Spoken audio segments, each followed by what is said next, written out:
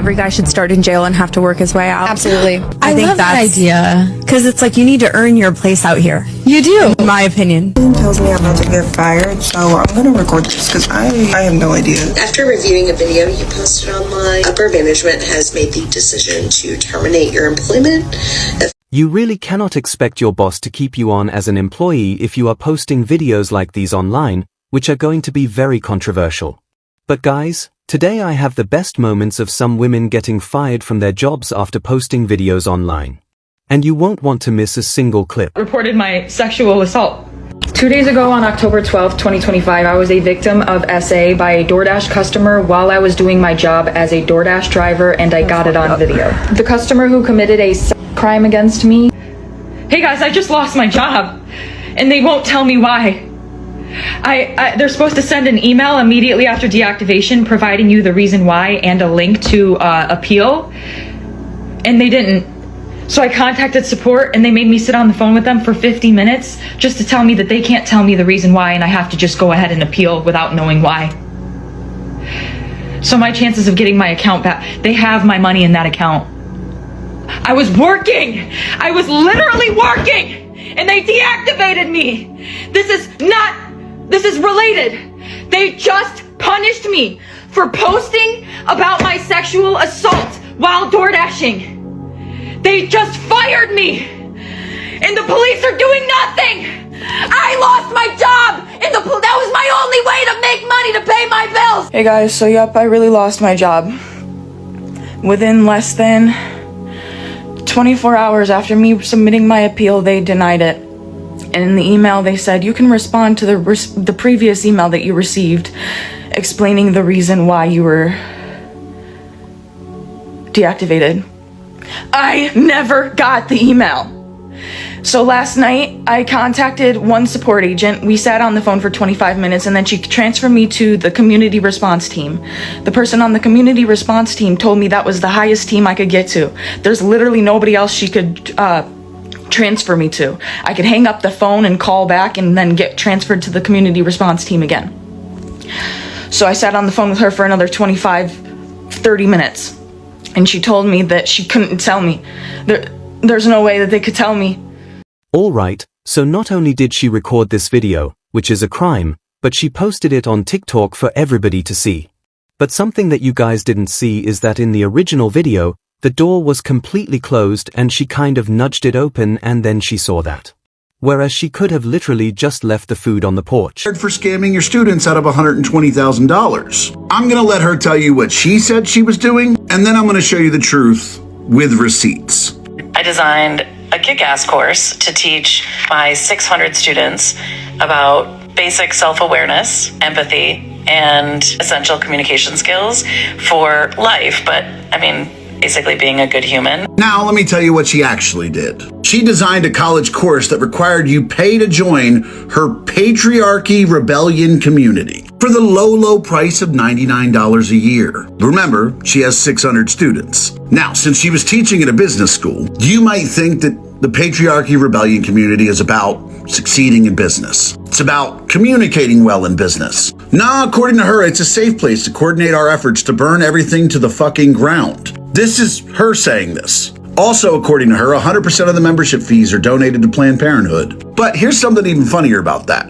Her web pages say different things that she was doing with the money. On her GoFundMe, it says she was using the funds to buy herself a Rebellion RV. Her website states that 100% of the membership fees are used for awareness, education, and activism for a bully-free future. And of course, we already saw the Facebook post where she says it's going to Planned Parenthood. And because she had been running this scam since 2022, she's raked in more than $120,000 in membership fees. All for a community that, as she said, is to coordinate our efforts to burn everything to the fucking ground. So no, you didn't get fired for being a woke professor. You got fired because you were... No, you got fired for scamming your students out of $120,000. I just want to get one final thought from you. Are there words that are used to describe men that offend you? Not particularly, and if there are some I don't like, I certainly wouldn't want them banned, but it always goes back to that old adage, sticks and stones may break my bones, but there will always be something to offend a feminist. Peter, no, that's just obnoxious. Peter, sorry, you have to wait, I think we'll let you carry on. That is ridiculous. and then I'm going to show you the truth with receipts. Now, let me tell you what she actually did. She designed a college course that required you pay to join her patriarchy rebellion community for the low price of $99 a year. Remember, she has 600 students. Now, since she was teaching at a business school, you might think that the patriarchy rebellion community is about succeeding in business. It's about communicating well in business. Now, according to her, it's a safe place to coordinate our efforts to burn everything to the __ ground. This is her saying this. Also, according to her, 100% of the membership fees are donated to Planned Parenthood. But here's something even funnier about that. Her web pages say different things that she was doing with the money. On her GoFundMe, it says she was using the funds to buy herself a Rebellion RV. Her website states that 100% of the membership fees are used for awareness, education, and activism for a bully-free future. And of course, we already saw the Facebook post where she says it's going to Planned Parenthood. And because she had been running the scam since 2022, she's rad in more than $120,000 in membership fees. All for a community that, as she said, is to coordinate our efforts to burn everything to the __ ground. So, no, you didn't get fired for being a woke professor. You got fired because you were scamming your students out of $120K. All right. So, it's no surprise that this professor got fired. But it's honestly surprising that she, made it as long as she did and she continued to teach without getting fired sooner. I get my ice cream. It's another guy in the store. He ordered his ice cream after me. Why did I get his sprinkles on his? I didn't get his sprinkles on mine. And he looked a little like rough around the edges. He looked a little hood. I was looking like, interesting. Fruit Loop.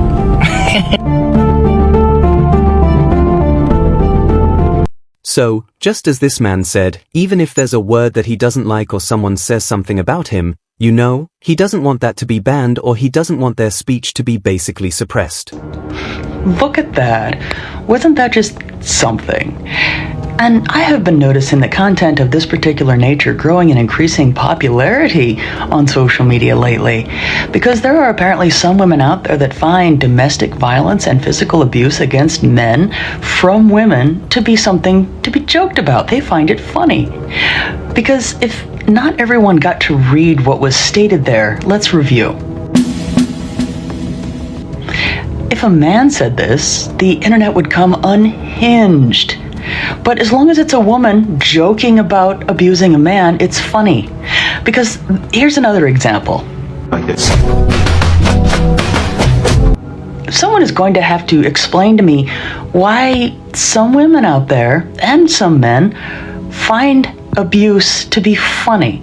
Because in the spirit of equality, a man... So, I definitely hope that this video is satire, because if that's an actual ick that you have and that whole list of things is something that you're looking for in a man, then you're probably never going to find a man.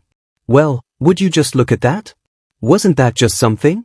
And I have been noticing the content of this particular nature growing in increasing popularity on social media lately, because there are apparently some women out there that find domestic violence and physical abuse against men from women to be something to be joked about. They find it funny. Because if not everyone got to read what was stated there. Let's review. Fired seconds after posting this on social media. Every guy should start in jail and have to work his way out. Absolutely. I think love that idea. Because it's like you need to earn your place out here. You do. In my opinion. You do. And it should be treated as if they're on probation for a while. Like one strike, you're back. Yeah, even when they're out. Yeah. Recorded the call she got from work during the time. Something tells me I'm about to get fired, so I'm going to record this because I have no idea. I have no idea what's going on. I'm waiting on them to join.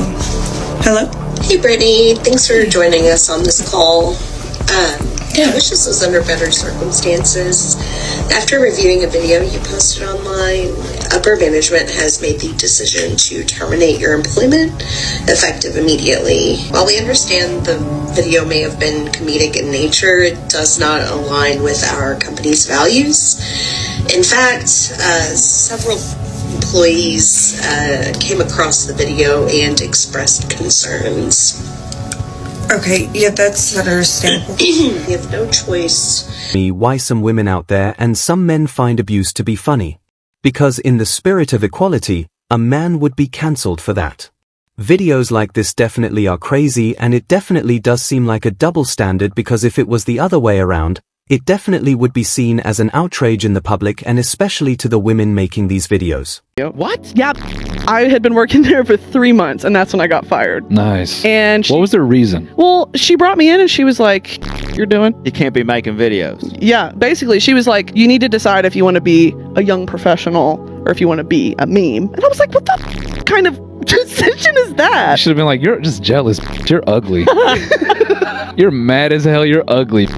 You're mad." Yeah, you're mad. Like, I'm your boss. You're fired. Yeah. You're mad. L-L-L-U-L-U-W-D. Yeah. Stupid.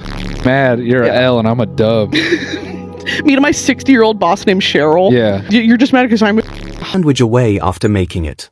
I mean, there's no excuse for this, and you definitely should have gotten fired. Yesterday, they found out I had a TikTok, but they didn't say that was the reason. I just found out afterwards that that was the reason. So now I'm curious as to what it is that I say on my TikTok that got me fired. So I started watching my videos, and I'm an extreme leftist, and I worked for conservatives, so... You can't do that. So get the out of the way. The since deleted TikTok was created by Federal Way police officer Brianna Strauss, who said it was a public service announcement for other drivers. PSA to everyone out there. I'm speaking for myself, but I'm probably speaking for a large majority of other officers out there. If we're driving on the freeway in our police car, get the out of the way. Get the out of the way. In the 38-second clip, Strauss tells the viewers, quote, "I can go 90 miles per hour. You can't." She also says officers will find a way to pull someone over. If us officers stay behind you long enough, we can find a reason to pull you over. So you might as well get the out of the way. If you merge and we follow behind you and we merge too, you're probably in trouble.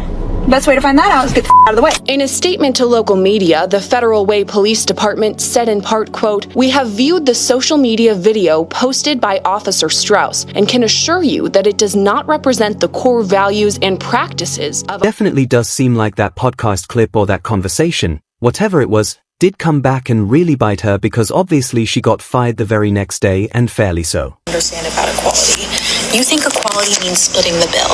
Women live in a society where equality has never existed in the first place. Women still only make 80% of what a man makes for the same full-time job. There's something deeply poetic about a billionaire Nepo baby using her platform to convince her audience of mostly working class women that working class men who make a median wage of $70,000 a year in the United States should foot the entire bill of the relationship. There are 4 reasons why Becca Bloom is wrong, and the first is that Becca doesn't care about equity or equality. The only E Becca cares about is entitlement. Anyone with an understanding of the gender wage gap in the United States also knows that there's a racial wage gap in the United States that is even larger. The reason why people like Becca Bloom never bring up the topic of race, let alone intersectionality, in this conversation is because they know that if an Asian woman or a white woman sat down for a date with a black man or went through a relationship with a black man, that would obligate them to pay and foot the bill for the relationship, going down this same line of reasoning. Reason number 2 is that the math simply doesn't math. Let me grant to Becca for a second that for every dollar a man makes in the United States, a woman makes 80 cents. This would not justify a 100-0 split skewed towards the man. This would justify a split that is rated to the inequality that's caused by this gender split. Meaning that under the definition of equity, for every dollar of the bill that the man foots, the woman would foot 80 cents. Now, reason number 3 has to do with statistics. The reason why it's reason number 3 and not number 1, even though it's the most important reason to consider, is because statistical literacy is dying. Most people who have this conversation on the gender wage gap, Becca Bloom included, have no idea what the difference between correlation and causation is. And this is despite the fact that if you take an introductory level statistics class in high school or in college, the first thing you'll learn is this core distinction. So I'll start us off with a really easy example. When Trump entered his first term, the economy boomed. Now, just because those two things happen to happen at the same time doesn't mean that Trump entering office is why the economy boomed. Now, using that same line of reasoning, just because for every dollar a man makes, a woman makes 80 cents, doesn't mean that gender specifically is the reason why that 20-cent schism exists. Which is why when you control for external variables like occupation, years of experience, years of education, you see this gap drastically reduce. In one study, it was from 17 cents to just 1. As a quick aside, This logic of raw, uncontrolled disparities being an example of discrimination is only ever used with respect to the gender wage gap. But when you talk about the fact that home ownership is now higher among young women than young men, or the fact that women are now outpacing men in education from bachelor's degrees to JDs to MDs, all of a sudden that's no longer discrimination. That's just individual people. I mentioned it in a previous video and I'll mention it again. The cognitive dissonance is palpable. And even then, gender is not necessarily the reason why this 1 cent difference exists. It could be for a myriad of other factors that weren't controlled. Now, a really common counter argument to this is, why do you think women's professions are typically paid less?